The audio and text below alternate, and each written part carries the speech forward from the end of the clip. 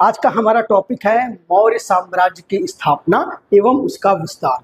Previous class में हमने प्राचीन धार्मिक आंदोलन पढ़ा और वहां से हमने बौद्ध धर्म और जैन धर्म का विस्तृत अध्ययन किया। यहाँ से आपका कम से कम प्रत्येक परीक्षाओं में 1 या 2 नंबर के उत्तर प्रश्न बनते हैं, जिससे आपका यूपीपीएससी के प्रीलिम्स, मेंस और यूपीएसएससी के सभी परीक्षाओं में कम से कम 2 से 3 नंबर के प्रश्न बनते हैं। वीडियो के लास्ट तक आप बने रहें। मुझे विश्वास है कि यहाँ वीडियो में क्लास करने के बाद आपको दोबारा मौर्य साम्राज्य के बारे में पढ़ने की जरूरत नहीं पड़ेगी। तो देखिए, मौर्य साम्राज्य की जो स्थापना होती है या मौर्य वंश का जो शासन होता है, हमको पहले उसके ऐतिहासिक स्रोत के बारे में जानना पड़ेगा। तो ऐतिहासिक स्रोत की अगर हम बात करें तो जो पहला ऐतिहासिक स्रोत है वो आपका मिलता है कौटिल्य का अर्थशास्त्र। यानी कि कौटिल्य ने एक पुस्तक अर्थशास्त्र की लिखी थी, उसमें से हमें मौर्य साम्राज्य का या मौर्य वंश के शासकों का प्रमुख प्रमाण मिलता है।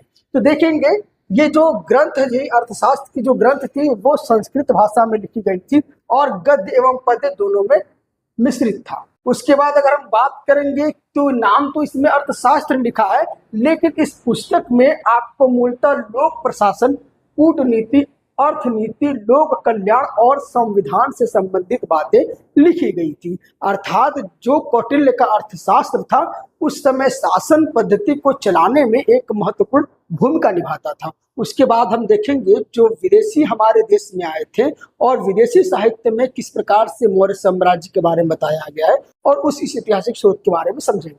तो पहला आपका है मेगास्थनीज। देखिए, जो मेगास्थनीज थे, इन्होंने एक इंडिका नामक किताब लिखी थी। मेगास्थनीज कौन थे? मेगास्थनीज जो है राजदूत सेल्यूकस निकेटर का राजदूत बनकर आए थे। और सेल्यूकस निकेटर कौन था? सेल्यूकस निकेटर जो था वो सिकंदर का सेनापति था। तो उनके जो राजदूत बनकर चंद्रगुप्त के मौर्य के शासन में आए थे और इन्होंने जो इंडिका नाम की पुस्तक लिखी थी उसमें मौर्य साम्राज्य के स्थापना, उसके वंश और उसके विस्तार के बारे में विस्तृत विश्लेषण मिलता है। उसके बाद हम देखेंगे उस समय की जो सामाजिक व्यवस्थाएं थी, उस समय 7 वर्गों का इसमें दिखता है, उल्लेख मिलता है, जिसमें से दार्शनिक, कृषक, शिकारी, शिल्पी, सैनिक, निरीक्षक, सभासद में बांटा गया था। उस समय दास प्रथा का कोई सैद्धांतिक प्रमाण नहीं मिलता है, अकाल के सैद्धांतिक प्रमाण नहीं मिलते हैं, लेकिन इतिहासकार इसमें एकमत नहीं है। यानी कि कुछ इतिहासकार कहते हैं कि उस समय दास प्रथा थी और कुछ इतिहासकार कहते हैं कि दास प्रथा नहीं थी। उसके बाद अगर हम बात करेंगे कि अन्य स्रोत क्या है, तो अन्य स्रोत में हम देखेंगे एक विशाखा दत्त के द्वारा लिखा गया एक मुद्रा राक्षस है। उस मुद्रा राक्षस में आपको चंद्रगुप्त मौर्य के बारे में देखने को मिलेगा। उसके बाद आपका हेमचंद्र का परिष्टिवर्वर है, इसमें आपको देखने को मिलेगा चंद्रगुप्त मौर्य के जीवन के बारे में। उसके बाद बौद्ध महाकाव्य का महावंश और दीपवंश है। इसमें क्या आपको अशोक के द्वारा विदेशों में भेजे गए बौद्ध के प्रचार के रूप में मौर्य वंश के बारे में जानकारी मिलती है। तो यहाँ से तो हमने जो मौर्य वंश है उसकी ऐतिहासिक स्रोतों के बारे में हमने विश्लेषण कर लिया। अब आगे हम पढ़ेंगे कि चंद्रगुप्त मौर्य क्या थे, मौर्य साम्राज्य क्या था, इसके बारे में हम विस्तार से समझेंगे। तो देखिए, होता क्या है कि जो आगे हम देखेंगे जो पुरातात्विक स्रोत है उसमें आपको मिलता है अशोक के अभिलेख, उसके बाद आहत सिक्के और रुद्र दवाक यानी कि जूनागढ़ का अभिलेख। यानी कि पुरातात्विक स्रोतों की हम बात करें तो 3 इंपॉर्टेंट फैक्ट आपको देखने को मिलता है: अशोक के अभिलेख, आहत सिक्के और रुद्र दामन का जूनागढ़ अभिलेख। तो इसमें पहला जो ऐतिहासिक प्रयास किया गया कि जो है अशोक के अभिलेख में सीमाओं का प्रमाण मिलता है। यानी कि जो अशोक का जो क्षेत्र था, जो मौर्य साम्राज्य का क्षेत्र था, वो कहाँ कहाँ विस्तारित था। तो इस प्रकार से पुरातात्विक स्रोत भी हम देख लिए। उसके बाद हम देखेंगे कि जो अर्थशास्त्र की किताब में सात सप्तांग का जो सिद्धांत दिया गया था उस पर आप जरा विश्लेषण करिए, देखिए जरा ध्यान से, क्योंकि यहीं से प्रश्न पूछता है। यानी कि राज्य का जो स्वामी, जो राजा होता है, वो क्या होता है? राज्य का मस्तिष्क होता है। जो मंत्री होता है वो राज्य की आंखें होती हैं। जो जनपद होता है, जो भूमि होती है, जो संख्या होती है, उसको राज्य की जंघाएं कहते हैं। जो दुर्ग और किला राज्य का होता है उसकी राज्य की बाहें कहते हैं। जो कोष होता है, खजाना होता है, उसको राज्य का मुख कहते हैं। जो छठा जो दंड होता है उसको सेना कहते हैं। और जो राज्य का मित्र होता है उसको राज्य के कान कहा जाता है। तो ये जो है आपके राज्य के जो है सप्तांग सिद्धांत आपको देखने को मिलता है, जो कहाँ मिलेगा आपका, जो कौटिल्य के अर्थशास्त्र में आपको मिलता है। हालांकि यहाँ से प्रश्न ज्यादा नहीं पूछता है, लेकिन आपको हर स्तर पर तैयार होना चाहिए कि कहाँ से यूपीएससी आपसे परीक्षा में प्रश्न डाल सकता है। उसके बाद हम चलेंगे, देखेंगे कि चंद्रगुप्त मौर्य, देखिए चंद्रगुप्त मौर्य थे, इन्होंने मौर्य वंश की स्थापना किया था। और मौर्य वंश की स्थापना कैसे हुआ था, इस चीज को आप जरा ध्यान दीजिए कि जो अंतिम नंद वंश का अंतिम जो शासक था धनानंद था, जो धनानंद नंद वंश का अंतिम शासक था, वो काफी क्रूर था। और उनके राज दरबार में चाणक्य रहते थे, चाणक्य जिसको कौटिल्य चाणक्य कहते वो रहते थे। और उन्होंने चाणक्य कौटिल्य को, यानी कि धनानंद ने चाणक्य कौटिल्य को अपने राज दरबार से अपमानित करके निकाल दिया था। तो चाणक्य कौटिल्य ने यह धनानंद को कहा था कि मेरे द्वारा जो शिष्य होगा वही आपके सत्ता को बदलेगा, वही आपके सत्ता पे काबिज करेगा। और जो कौटिल्य थे उनके द्वारा जो शिष्य जो है चंद्रगुप्त मौर्य, उन्होंने जो है धनानंद की हत्या करके और मौर्य साम्राज्य की स्थापना की। अब ध्यान देने वाली बात है कि चंद्रगुप्त मौर्य जो थे उनकी माता जी का नाम मोर था। क्या नाम था? मोर। देखिए जरा ध्यान दीजिए, चंद्रगुप्त माता का नाम था मोर था। और मोर को संस्कृत में मौर्य कहते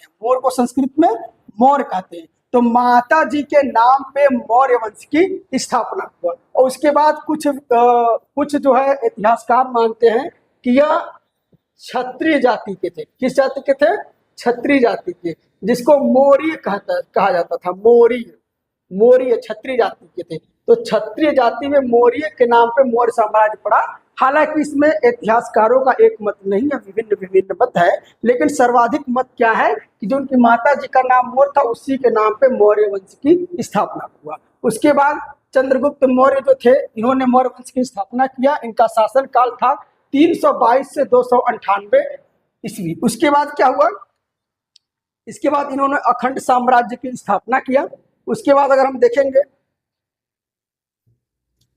कि इन्होंने अपने जो मौर्य साम्राज्य था उसका विस्तार कैसे किया, तो विस्तार इन्होंने अपने वैवाहिक कूटनीति के तहत किया। यानी कि उसी के समय सेलुकस से युद्ध हुआ। सेलुकस कौन था? सेलुकस थे जो सिकंदर के सेनापति थे। सिकंदर के सेनापति से सेलुकस का युद्ध, सिकंदर के सेनापति सेलुकस से चंद्रगुप्त मौर्य का युद्ध होता है और जिसमें सेलुकस हार जाता है। सेलुकस के हारने के बाद सेलुकस अपनी पुत्री का विवाह किससे करते हैं? चंद्रगुप्त मौर्य से करते हैं। और यह इतिहास का प्रथम अंतरराष्ट्रीय विवाह था। तो एक बात ये भी फैक्ट जान जाइए कि इतिहास का प्रथम अंतरराष्ट्रीय विवाह कौन था? चंद्रगुप्त मौर्य का था। उसके बाद दहेज स्वरूप, उपहार स्वरूप इनको क्या मिलता है? 4 प्रांत मिलते हैं, हेरात, कंधार, मकराना। इस प्रकार से 4 प्रांत इनको मिलते हैं, तो जिससे इनके सीमा का विस्तार होता है। उपहार स्वरूप यह भी लगभग है 500 युद्धक हाथी यह किसको देते हैं? सेलुकस निकेटर को देते हैं। तो इस तरीके से हमने ये देखा कि युद्ध और विवाह की नीति से अपने ये सीमा का विस्तार किए, क्षेत्र का विस्तार किए और मौर्य साम्राज्य को ताकतवर किए। उसके बाद हम देखेंगे कि चंद्रगुप्त मौर्य का जब अंतिम समय चल रहा था तो इन्होंने क्या किया? आचार्य भद्रबाहु से जैन धर्म की दीक्षा ले लिया।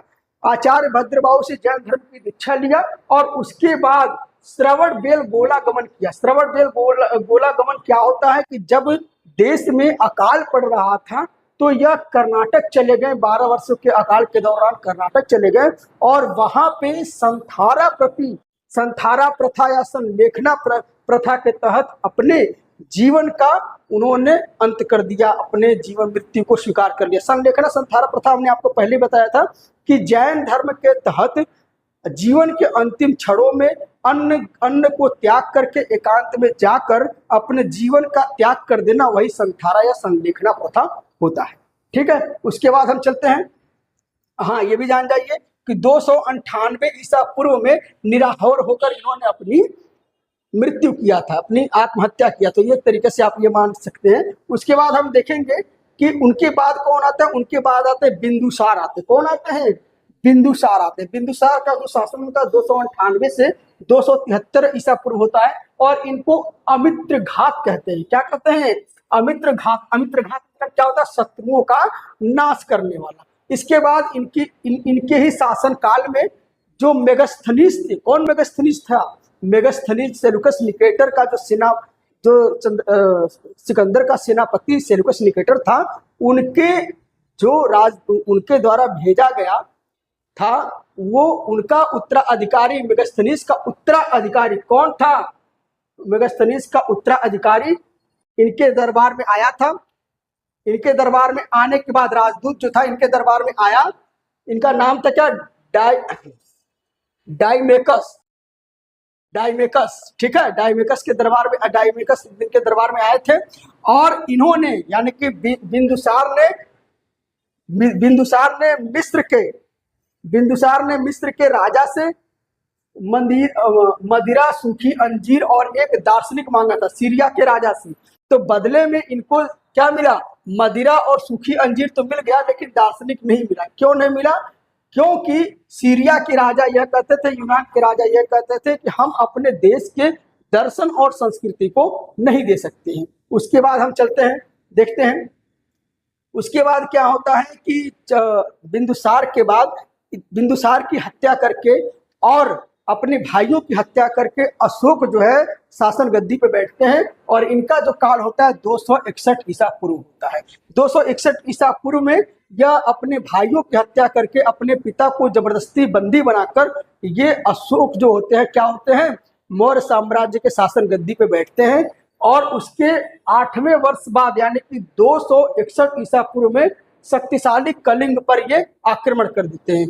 कलिंग पर आक्रमण करने के बाद नरसंहार होता है, लाखों की संख्या में लोग मारे जाते हैं, जिससे इनका हृदय परिवर्तन होता है। इनको आत्मग्लानि होती है कि इनके किए गए नरसंहार से, युद्ध से लाखों महिलाएं विधवा हो गई, लाखों बच्चे अनाथ हो गए। इस ग्लानि के वजह से इनका हृदय परिवर्तन होता है और इन्होंने युद्ध की नीति को त्याग कर देते हैं। युद्ध की नीति त्याग करके ये बौद्ध धर्म का अनुयायी बन जाते हैं और इन्होंने धम्म नीति की शुरुआत करते हैं। असल में धम्म नीति कोई अलग से धर्म या नहीं है। धम्म नीति का मतलब क्या होता है?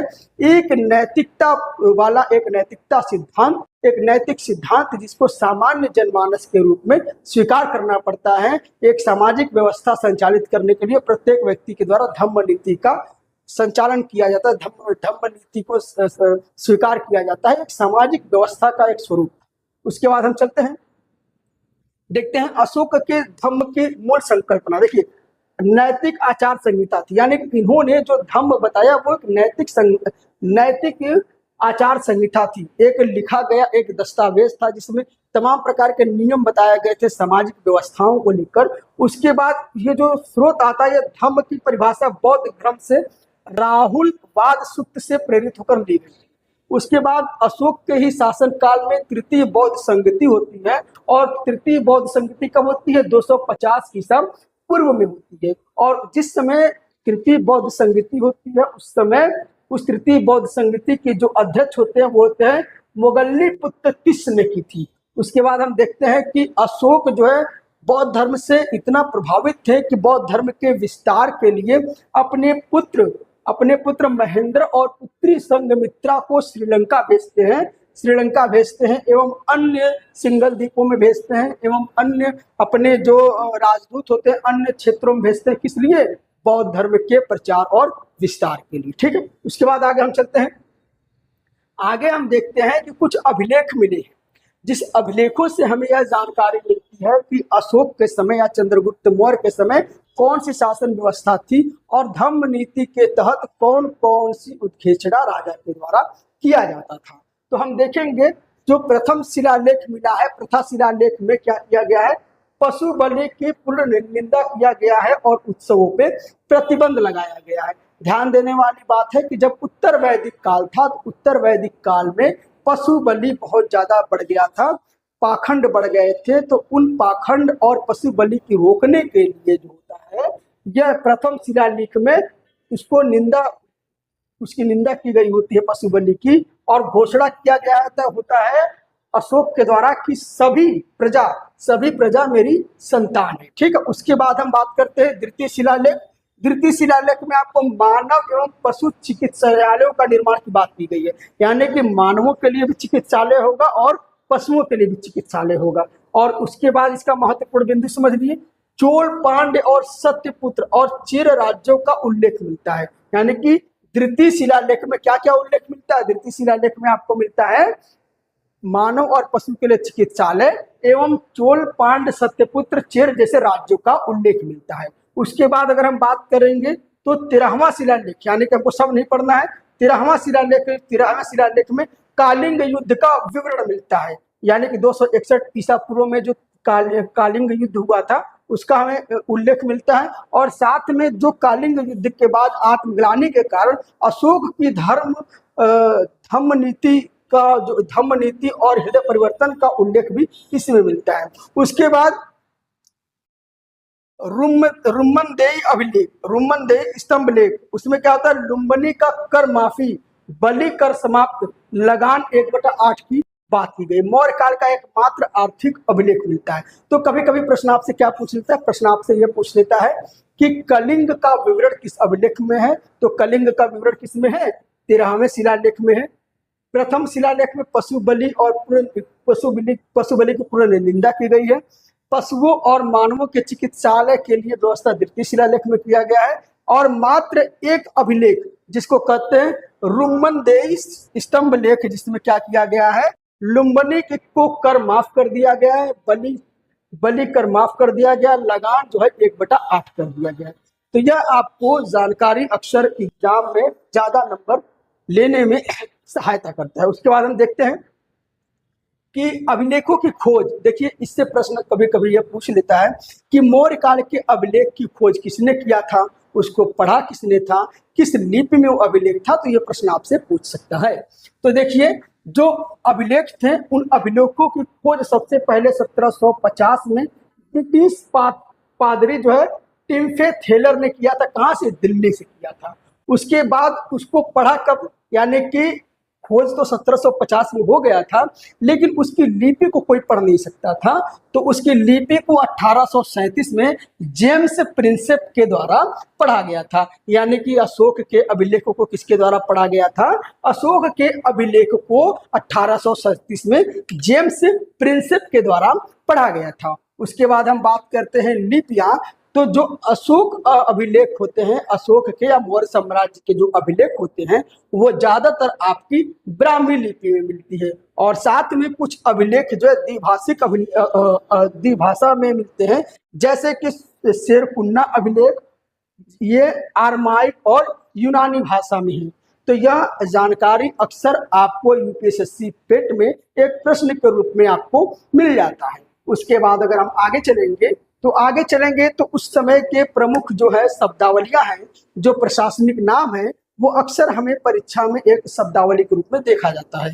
जैसे कि समाहर्ता या वित्त मंत्री का काम क्या होता था? यह राजस्व विभाग का सर्वोच्च अधिकारी होता था। यह वार्षिक बजट तैयार करता था और कर संग्रह की निगरानी करता था। उसके बाद संनिधाता को राजकीय कोष का अध्यक्ष और अन्नगारों का मुख्य संरक्षक माना जाता था।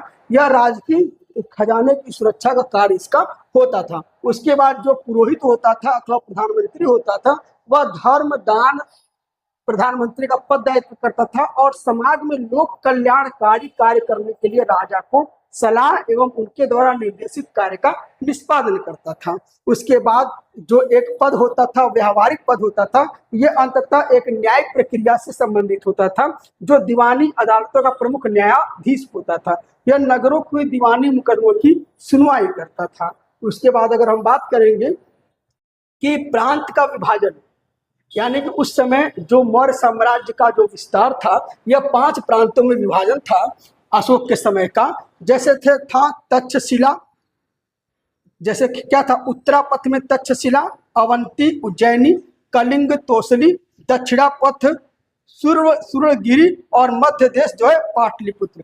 इस तरीके से 5 प्रांतों में जो है अशोक का साम्राज्य विभाजित था। उसके बाद अगर हम बात करें कि स्थानीय प्रशासन की बात करें, तो स्थानीय प्रशासन में अगर हम बात करें तो सबसे छोटी जो इकाई प्रशासन की होती थी वो ग्राम होती थी, और ग्राम का मुखिया ग्रामिक होता था, और वो ग्रामीण स्तर पर स्थानीय प्रशासन का मुखिया होता था। उस तरीके से अगर हम बात करेंगे कि ग्रामीण स्तर पर 10 गांवों के समूह का मुख्य प्रशासक गोप कहलाता था। तो यहाँ तक आपको कैसा फैक्ट समझ में आया, कमेंट में अपनी राय जरूर दें। उसके बाद अगर हम बात करेंगे कि मौर्यकालीन की अर्थव्यवस्था की अगर हम बात करें, तो मौर्यकालीन की अर्थव्यवस्था को जरा समझिए। जो मौर्य काल की जो राजकीय भूमि थी, अथवा यानी कि जो राजा के अधीन या राजकीय व्यवस्था के अधीन होती थी, उस भूमि को सीता कहा जाता था। और उस समय उत्पादन का कुल 1/4 या 1/6 कर लगता था। उसके बाद अगर हम बात करें कि पड़ राजकीय मुद्रा एक तरीके से चांदी का सिक्का होता था, और चांदी और सिक्के की गुणवत्ता जांच करने के लिए एक रूपदर्शक अधिकारी होता था, यानी कि चांदी के सिक्के की जो गुणवत्ता जांच करता था उसको रूपदर्शक कहा जाता था। उसके बाद लकड़ी का महल पाटलिपुत्र में कुम्भहार में चंद्रगुप्त का एक भव्य महल निर्मित था, जिसको एरियन ने इसे देवों के द्वारा निर्मित कहा था। उसके बाद गुफा स्थापत्य, अशोक ने आजीविक भिक्षुओं के लिए गुफाओं को बनाया, पहाड़ियां काटकर कर्ण चौपड़ आदि गुफाएं बनवाई। उसके बाद अगर हम बात करेंगे कि मौर्य साम्राज्य के पतन का क्या कारण था, तो मौर्य साम्राज्य के पतन का देखिए पहला कारण ये था कि सैन्य विद्रोह, यानी कि अंतिम मौर्य शासक बृहदत्त, यानी कि जो अंतिम मौर्य शासक बृहदत्त था, उसके सेनापति पुष्यमित्र शंभु ने, यानी कि जो बृहदत्त का सेनापति था पुष्यमित्र शंभु ने हत्या कर दिया था, और हत्या करने के बाद मौर्य साम्राज्य का पतन हो गया। और पतन होने का एक कारण और था कि अशोक के बाद जो है ज्यादातर जो उत्तराधिकारी हुए वो अयोग्य हुए, अत्यधिक केंद्रीकरण हो गया, और वित्तीय व्यवस्था जो है खराब हो गया, जिससे देश में आर्थिक विद्रोह हो गया और सामाजिक विद्रोह हो गया, जिससे मौर्य साम्राज्य का पतन हो गया। उसके बाद अगर हम बात करेंगे कि एक प्रश्न का अगर हम अध्ययन करेंगे, तो प्रश्न क्या है कि रूपदर्शक का क्या अर्थ होता है। तो हमने आपको बताया था कि रूपदर्शक का काम यह होता है कि वह मौर्य वंश के दौरान चलाए गए चांदी के सिक्के का शुद्धता जांच करता था। तो क्या होता था, मौर्यकालीन सिक्कों के चांदी के सिक्कों की शुद्धता जांच करने वाला निरीक्षक होता था। अशोक के नाम का स्पष्ट उल्लेख किसमें मिलता है, तो मास्की, गुर्जरा, नेतुर और उंडेल गोलम अभिलेखों में अशोक का नाम उल्लेख मिलता है। इसके बाद आपको हमारा वीडियो कैसा लगा, मौर्य साम्राज्य के बारे में आपने कैसा पढ़ा, यह कमेंट में अपनी राय जरूर दें। आगे का टॉपिक हम नेक्स्ट क्लास में। Thank you.